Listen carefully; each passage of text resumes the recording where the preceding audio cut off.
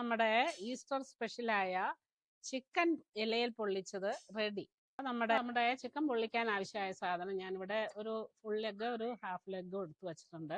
അപ്പോൾ അതിനകത്ത് അരപ്പിനായിട്ട് ഒരു ഉള്ളി, ചെറിയ ഉള്ളി, പിന്നെ വെളുത്തുള്ളി, ഒരു കഷ്ണം ഇഞ്ചി, 2 പച്ചമുളക്, പുതിന, കുരുമുളക്, നാരങ്ങ ഞാനിവിടെ നീര് അത് ഫ്രോസൺ ആയത് കാരണം ഇതിനകത്ത് മെൽറ്റായിപ്പോയി. ഓക്കെ, അപ്പം നമുക്കിതൊന്ന് അരച്ചെടുക്കാം ആദ്യം. അപ്പം ഞാൻ അരപ്പ് അരച്ചെടുത്തിട്ടുണ്ട്. ഇനി ഈ ചിക്കനകത്തേക്ക് നമുക്ക് ഒരിത്തിരി അതിനാവശ്യത്തിനുള്ള സ്വല്പം മഞ്ഞൾപ്പൊടി, ആവശ്യത്തിനുള്ള ഉപ്പ് ഇട്ട് കൊടുത്ത് 1 സ്പൂൺ നല്ല കട്ടത്തൈര് ഇട്ട് കൊടുക്കാം. ഇനി നമ്മൾ അരച്ച അരപ്പും കൂടെ ഇതിനകത്ത് ഇട്ട് കൊടുത്ത് നല്ലതായിട്ടൊന്ന് മാരിനേറ്റ് ചെയ്യും. ഇത് മാരിനേറ്റ് ചെയ്ത് ഒരു ദിവസം ഫ്രിഡ്ജിനകത്ത് ഇരിക്കണം. ഞാനിവിടെ ഇന്നലെ കുറച്ച് മാരിനേറ്റ് ചെയ്ത് വെച്ചിട്ടുണ്ട് അതിന് വേണ്ടിയിട്ട്. അപ്പോൾ അത് നമുക്ക് ഉപയോഗിക്കാം.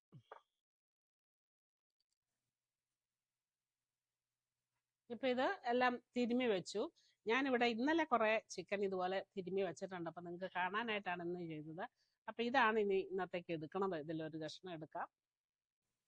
ഇനി ചിക്കനിന് നമുക്ക് ഗ്രേവിക്ക് ആവശ്യമായിട്ടുള്ള ഇത് ഒരു പാനിനകത്തേക്ക് വെളിച്ചെണ്ണ ഒഴിച്ചു കൊടുക്കണം. വെളിച്ചെണ്ണ തന്നെയാണ് അതിനെപ്പോഴും നല്ലത്. അപ്പോൾ അതിലേക്ക് ഒരു സവാളയുണ്ട്, ഇഞ്ചി, വെളുത്തുള്ളി, കറിവേപ്പില ഇത്ര ഇട്ട് കൊടുത്ത് നമുക്കൊന്നിങ്ങനെ വഴറ്റിയെടുക്കാം.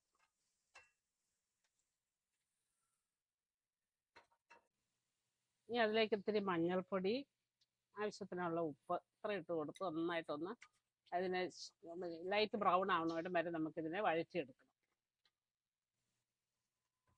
ഇപ്പം ഉള്ളി ഒരുവിധം നല്ലതായിട്ട് ലൈറ്റായിട്ട് വന്നിട്ടുണ്ട്. അപ്പം അതിലേക്ക് ആവശ്യത്തിനുള്ള ഞാനിവിടെ കാശ്മീരി ചില്ലി പൗഡറാണ് ഇടുന്നത്. അത് നമ്മുടെ എരിവ് ഓരോരുത്തരുടെ ആവശ്യത്തിനനുസരിച്ച്. പിന്നെ ഒരു അല്പം ഗരം മസാല, ഇത് ഞാനിവിടെ പൊടിച്ച സ്പെഷ്യൽ ഗരം മസാലയാണ്. പിന്നെ ഒരല്പം ജീരകപ്പൊടി ഇത്ര ഇട്ട് കൊടുത്ത് നല്ലതായിട്ടൊന്നും അരപ്പൊന്ന് മൂത്ത് കഴിയുമ്പോൾ നമുക്ക് തക്കാളി ഇട്ട് കൊടുക്കാം. ഇനി ഇതിലേക്ക് തക്കാളിയും കൂടെ ഇട്ട് കൊടുക്കാം, ഒരു തക്കാളി. ഇനി അത് നന്നായിട്ടൊന്ന് വഴന്ന് വരട്ടെ. ടൊമാറ്റോ എല്ലാം നന്നായിട്ട് വെന്ത് എണ്ണ തെളിഞ്ഞു വന്നു. ഇനി നമുക്കിത് ഓഫ് ചെയ്തിടാം. ചിക്കനും കൂടെ റെഡിയാവും.